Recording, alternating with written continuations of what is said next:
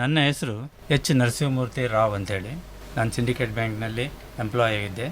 ಅಲ್ಲ, ಕೊರೋನಾ ಉಂಟು ಅಂತ ಹೇಳ್ತಾ ಇದ್ದರು, ನಿಮಗೆಲ್ಲ ಏನೆಲ್ಲ ಎಣಿಸಿರ್ಬೋದು, ಬಟ್ ನನಗಂತೂ ಏನೂ ಅನಿಸ್ಲೇ ಇಲ್ಲ. ನನಗೆ ನಾನು ಹೆಚ್ಚಿನ ಕಾರ್ಯಕ್ರಮದಲ್ಲಿ ಏನೆಲ್ಲ ಉಂಟು, ಯಾರೆಲ್ಲ ಕರೆದಿದ್ದಾರೆ, ನಾನು ಹೋಗೋದು ಬರೋದು ಯಥಾ ಪ್ರಕಾರ ನಾನು ಮಾಡ್ತಾನೇ ಇದ್ದೇನೆ.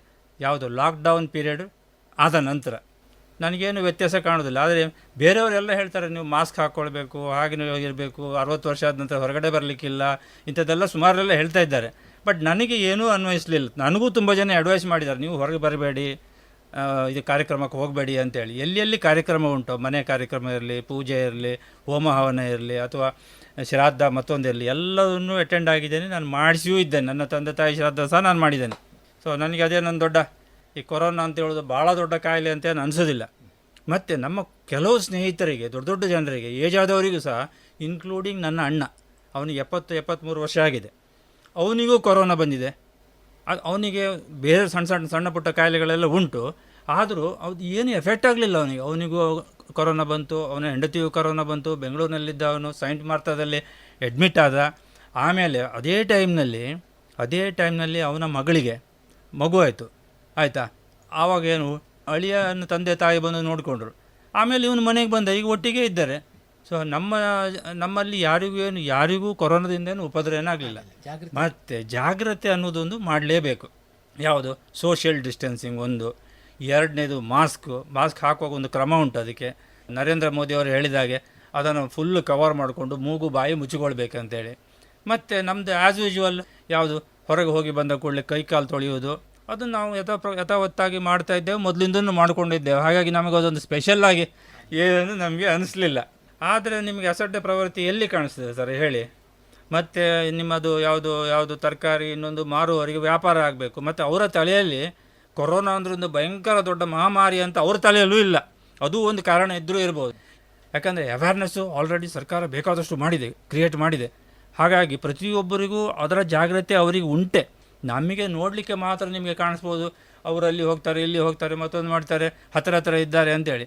ಆದರೆ ಜಾಗ್ರತೆ ಎಲ್ಲಿ ಮಾಡಬೇಕು ಹೇಳಿ ಸರ್? ನೋಡು, ಎಲ್ಲಿ ಜಾಗ್ರತೆ ಮಾಡಬೇಕು? ಯಾರಿಗೆ ಶೀತ ಜ್ವರ ಉಂಟು, ಕೆಮ್ಮುತ್ತಾರೆ, ಅವ್ರ ಹತ್ರ ಹೋಗಿದ್ರೆ ಆಯಿತು. ಎಲ್ಲರಲ್ಲೂ ಕೊರೋನಾ ಉಂಟಾ? ಈಗ ತಿರುಗಾಡ್ಲಿಯಪ್ಪ, ಏನು ಕೊರೋನಾ? ಈಗ ಸಾಮಾನ್ಯವಾಗಿ ಒಂದು ಮನುಷ್ಯರ ಇದು ಅಭಿಪ್ರಾಯ ಅಂತ ಹೇಳಿದರೆ, ರಸ್ತೆಯಲ್ಲಿ ಹೋದರೆ ಕೊರೋನಾ ಬರ್ತದೆ. ಇಲ್ಲ, ಯಾರಿಗೆ ಕೊರೋನಾ ಇರ್ತದೆ ಅವರು ಶೀತ ಜ್ವರ ಕೆಮ್ಮ ತೂ ಮಾಡಿದರೆ ಮಾತ್ರ ನಿಮಗೆ ಅದು ಎಫೆಕ್ಟ್ ಆಗ್ತದೆ ಅಲ್ವಾ? ಹಾಗಾಗಿ ನಾವು ಒಂದೇ ಅಭಿಪ್ರಾಯಕ್ಕೆ ಮಾರ್ಕೆಟಲ್ಲಿ ಅಷ್ಟು ಜನ ಹೋದ್ಕೊಂಡು ಕೊರೋನಾ ಬರಬೇಕಂತೇನಿಲ್ಲ, ಯಾರಿಗೂ ಬರಲೂ ಇಲ್ಲ ಆ ಥರ. ಈಗ ಬೆಂಗಳೂರಿನಲ್ಲಿ ನೋಡಿ, ಮೈಸೂರಿನಲ್ಲಿ ನೋಡಿ, ಎಲ್ಲ ಕಡೆಯಲ್ಲಿ ಸಂತೆ ಮಾಡಿ ಅಂತ ಹೇಳಿದ ಕೂಡಲೇ 100 ಜನ ಹತ್ತಿರ ವ್ಯಾಪಾರ ಮಾಡ್ತಿದ್ದಾರೆ. ಯಾರಿಗಾರು ಕೊರೋನಾ ಬಂದಿದೆ ಅಲ್ಲಿ? ಇಲ್ಲ. ನಿಮಗೆ ಅದೇ ಒಂದು 2 ಫೀಟು 1.5 ಫೀಟು ಡಿಸ್ಟೆನ್ಸ್ ಇಟ್ಟರೆ ನಿಮಗೆ ಎಂಥದ್ದು ಆಗೋದಿಲ್ಲ. ಅದು ಡ್ರಾಪ್ಲೆಟ್ಸು ನಿಮಗೆ ಬೀಳಬಾರ್ದು, ಬಿದ್ದದನ್ನು ನೀವು ಇನ್ಹೇಲ್ ಮಾಡಬಾರ್ದು. ಹಾಗೆಯಲ್ಲೇ ಇದ್ದರೆ ಮಾತ್ರ ಕೊರೋನಾ ಬರ್ತದೆ.